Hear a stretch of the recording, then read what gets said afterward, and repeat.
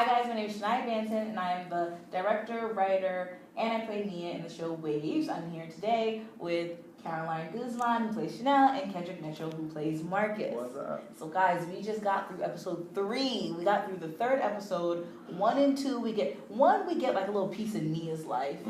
2, we get a story of the day in the life of Nia and Jean in New York. And 3, we meet you guys, Jean's best friends, who seem to be super honest with her and there for her. So how would you guys describe that friendship with Jean, this girl?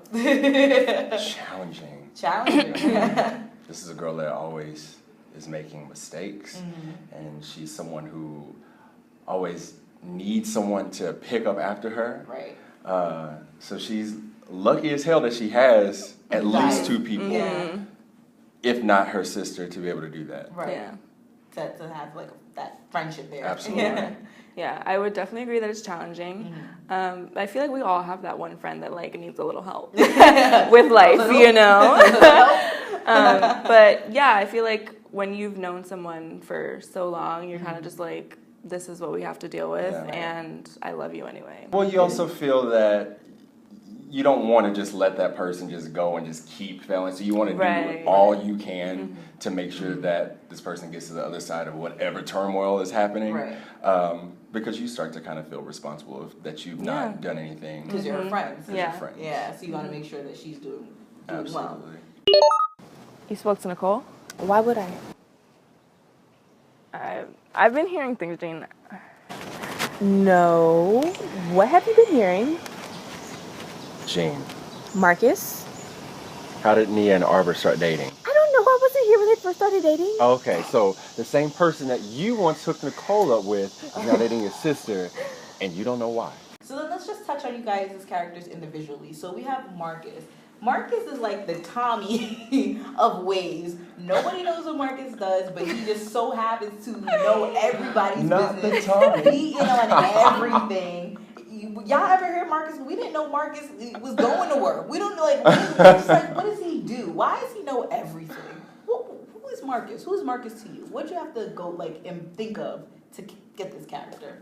Me? I feel like I relate to Marcus in the sense that I always have to be in the know. I want to know what's happening because I don't want to be left behind. Right. But not in the sense of being messy or anything, which comes up a lot, that term messy. You're always telling Jean that she's messy. She's messy. Marcus is low-key messy. But is he? He knows everything. He knows everything, but I don't think that's being messy. I think that's just having the upper hand.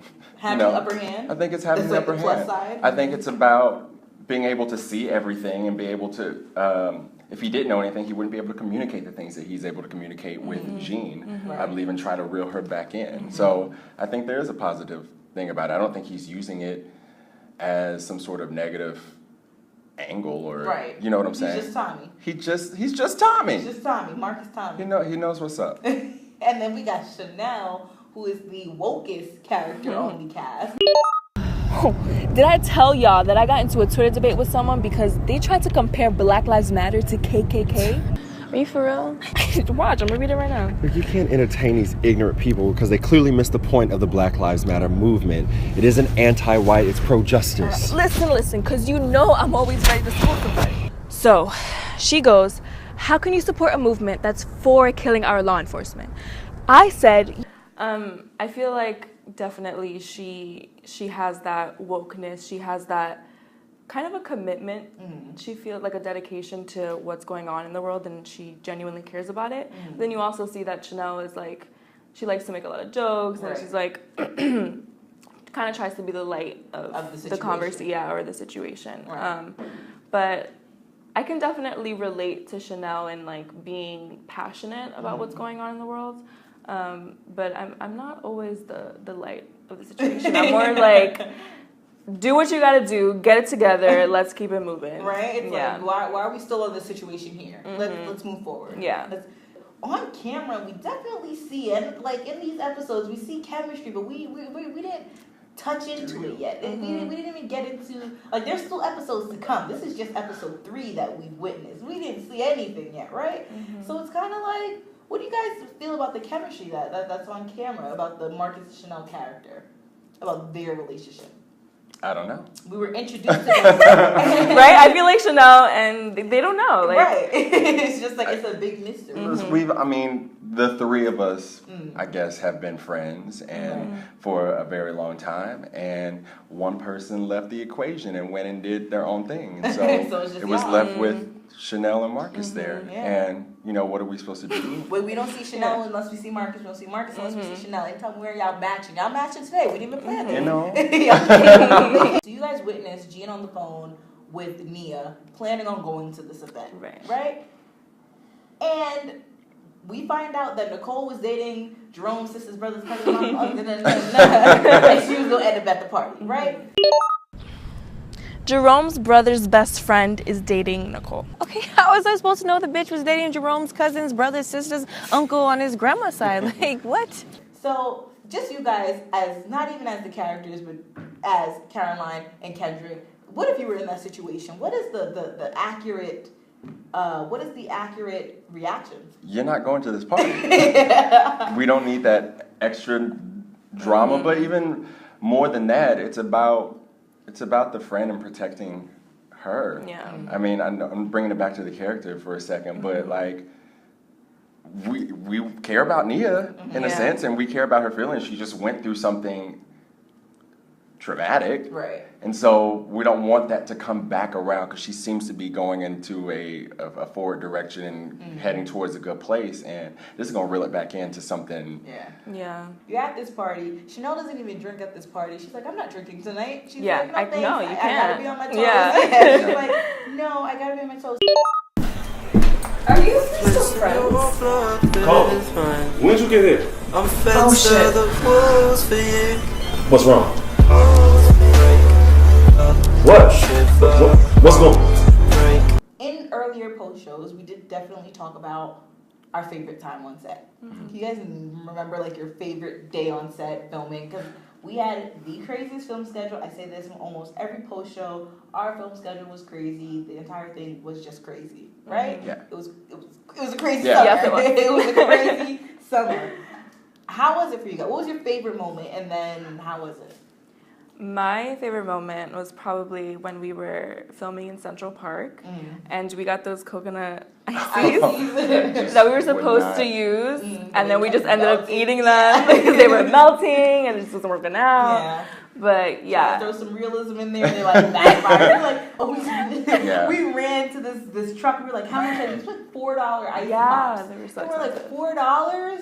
Central Park will rob you. So we got them. We're like, here, eat these. And they're like, sure. So they're on set trying to do their lines. We're like, Shania, this is melting. He's not going to make it. To be fair, I knew as soon as that package hit my hand, I said, this is not a good idea. But I'm going to enjoy this coconut pie. Hell yeah. So that, it didn't make it to not one scene. We did maybe like 2 takes. And we couldn't even use them for some reason.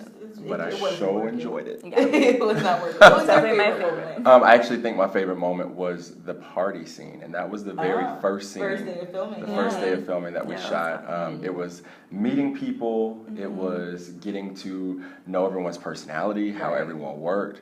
It was the cast watching Power, even though I specifically told them that I was not caught up on an Oh episode. my God, I remember that. Yeah. But it was all in fun. It was great. And it was just awesome to be automatically thrust into a situation where we all bonded and got along. Because you never know what's going to happen when you jump And the into stress it. didn't hit us yet. Yeah. It was early in the night. Yeah, exactly. Stressful days didn't hit us yet because we had the longest days.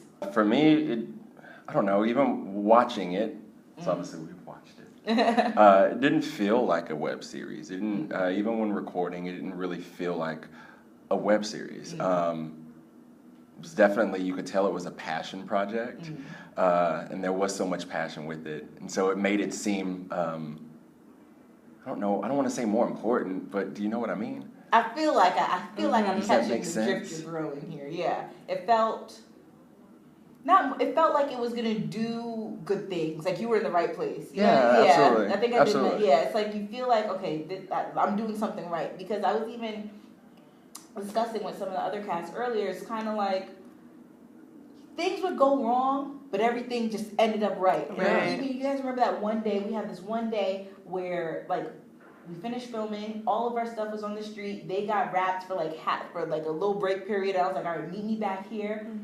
The place that we were gonna film didn't work out, and I was like running from restaurant to restaurant to restaurant. Like, can I film here? Can I film here? Where's your manager? Where's your manager? I don't have any money, but I need to film somewhere. And then it worked out perfectly. It was We got this amazing. entire top floor for filming, and then we had our wrap. Like things worked out, so everything kind of felt like the way it was supposed to be. Yeah, like.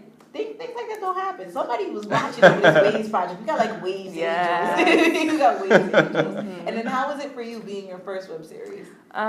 So not only was it my first web series, but it was my first like screen thing. I've only done theater, so it was a whole bunch of new experiences, like acting on screen, and then like having all of these people. Like you said, it was just like everyone was so like we got along so well, and it became a family, and it was just really nice, and it was long out. I mean, I didn't shoot a lot, but that one time, the party scene was a long day.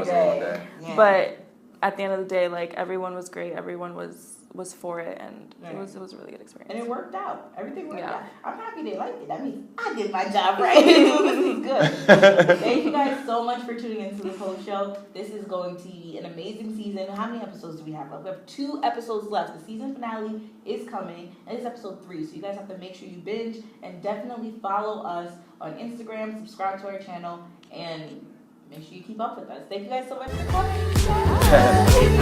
Nah, I ain't riding no waves. Too busy making my own waves, baby. I ain't riding no waves. Too busy making my own waves.